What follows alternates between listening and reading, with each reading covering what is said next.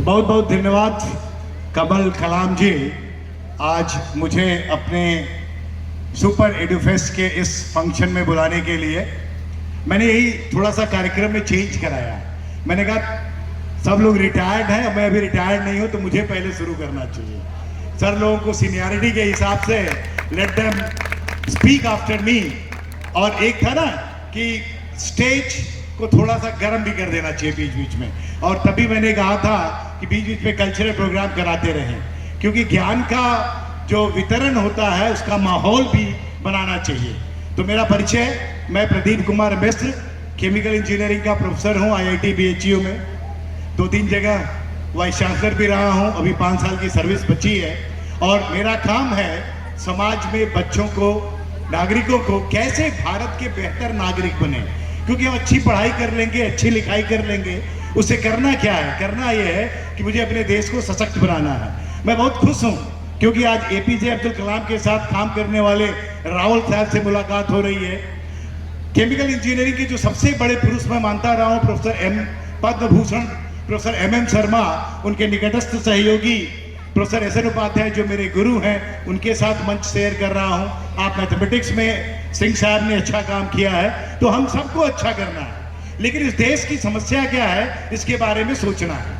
ये देश 140 करोड़ जनसंख्या का देश है, और जब भी I have closely interacted with number of administrative people and politicians, मैं जहां भी जाता हूं और जब बात करता हूं तो एक ही बात समझ में आती है कि इस देश में हम लोग बहुत अच्छा करना चाहते हैं, लेकिन समस्या क्या आती है कि इतना बड़ा जनसंख्या, कोई भी प्लानिंग करो, कुछ भी करो, वो फेल हो जाता है। तो मैंने कहा इतनी बड़ी जनसंख्या को संसाधन तो भी बनाया जा सकता है ना। In place of burden convert it to the resource. इतनी बड़ी जनसंख्या को अगर हम संसाधन बना दें तो वो समस्या खत्म हो जाएगी। तो सुपर एडुकेशन, हाँ, जो संस्था है कलाम साहब की, कमल साहब की, उसका जो बेसिक उद्देश्य होना चाहिए, मैं इनका गुरु रहा हूं, उस नाते मैं मंच से बात शेयर करना चाहूंगा। एक सबसे बड़ी प्रॉब्लम है, देखिए मैं समस्याओं पे जाता हूं। हमारे घर में जब हम संस्कार देते हैं तो बच्चों को क्या सिखाते हैं?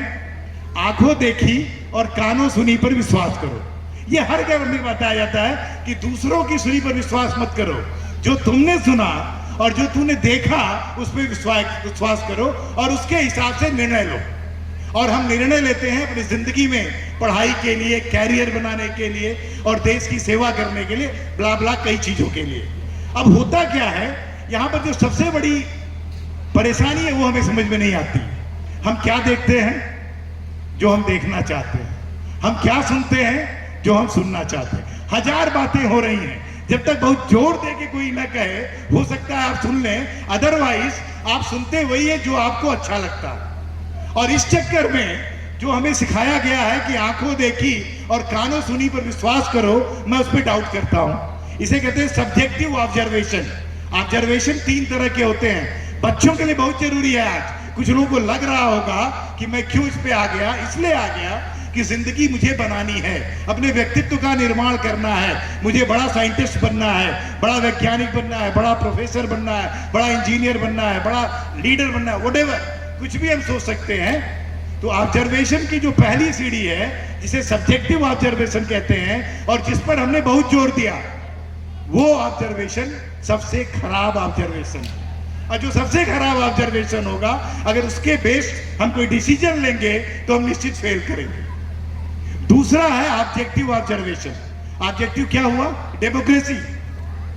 100 लोगों ने कोई चीज देखी और 60 लोगों ने कहा ये सही है तो सही है, अगर 60 ने कहा ये गलत है तो गलत है, और यही हमारी डेमोक्रेसी है।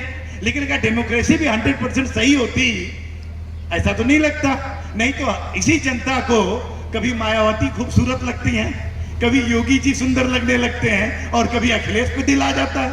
मैं उत्तर प्रदेश की बात कर रहा हूं। तो इसका मतलब ऑब्जेक्टिव ऑब्जर्वेशन ठीक होते हुए भी अच्छा नहीं है, बेस्ट नहीं है।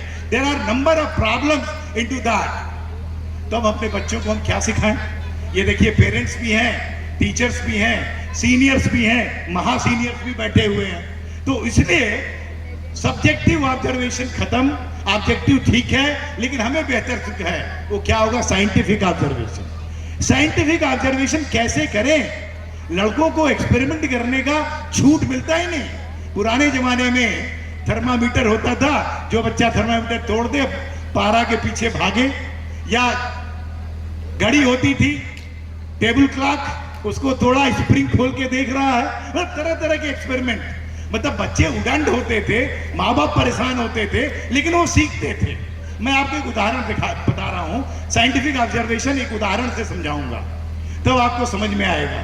एक हम लोग पहले काम करते थे गर्मियों में, प्राइमरी स्कूल के बच्चों को हाउ टू ऑब्जर्व साइंटिफिकली ये बताते थे। और उसके लिए मैं और मेरे एक फ्रेंड हैं काले सर, एसपी काले, वो भी भारत में हैं, बायोटेक्नोलॉजिस्ट हैं। हम दोनों कभी कभी स्कूल जाते थे, प्राइमरी स्कूल, और वहाँ लेक्चर होता था।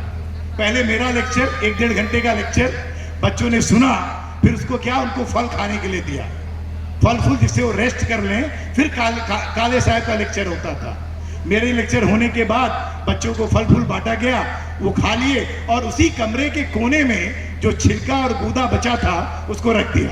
पर थोड़ा सा ध्यान दीजिएगा, आपको समझ में आ जाएगा बात। अब काले साहब का लेक्चर शुरू हुआ, मैं खाली हो गया, तो मैं मंच पे नहीं बैठा था, मैं सबसे पीछे चला गया, और एक क्लास 3rd की लड़की मेरे बगल में बैठी थी, मैं उसके बगल में बैठ गया और हम लोग सुनने लगे काले साहब। काले साहब बहुत बढ़िया स्पीकर हैं, बायोटेक्नोलॉजी में बड़ा काम किया है, निसर्गुना करके उनका बायोगैस का एक प्लांट भी है।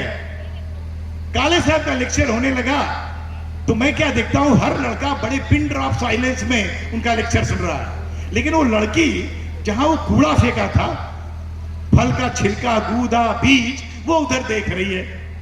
तो मैंने टोका उसे, बच्चा क्या देख रहे हो, उधर सुनो, बढ़िया बात हो रही है। तो मेरे डर के वो सुनने लगी, लेकिन थोड़ी देर बाद पता चला ऐसे जैसे कोई शक्ति से खींच रही हो, फिर वो कूड़े पर देखने लगी। और तब जब मैंने टोका तो काले साहब भी डिस्टर्ब हो गए। उन्होंने पूछा, मिश्रा जी क्या हो रहा है? मैंने कहा, सर उस कोने में ऐसा है जो आपके लेक्चर से अच्छा है। मैंने कहा, आपके लेक्चर से कुछ अच्छी चीज है उस कोने में, क्योंकि ये लड़की उधर देख रही है। अब हम सब लोग मिल गए। अब उस समय मैं यंग असिस्टेंट प्रोफेसर था, आईआईटी रुड़की से बीटेक, आईआईटी बॉम्बे से एमटेक, आईआईटी बीएचयू से पीएचडी। मैं अपने को तोप समझता था, बहुत आता है मुझे।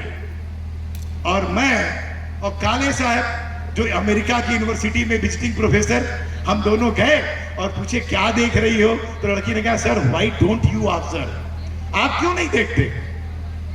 भाई आप किसी घर में अगर आपके बच्चा कोई हो और उस छोटे बच्चे के साथ कभी बहस करिए, आपको सब समझ में आ जाएगा।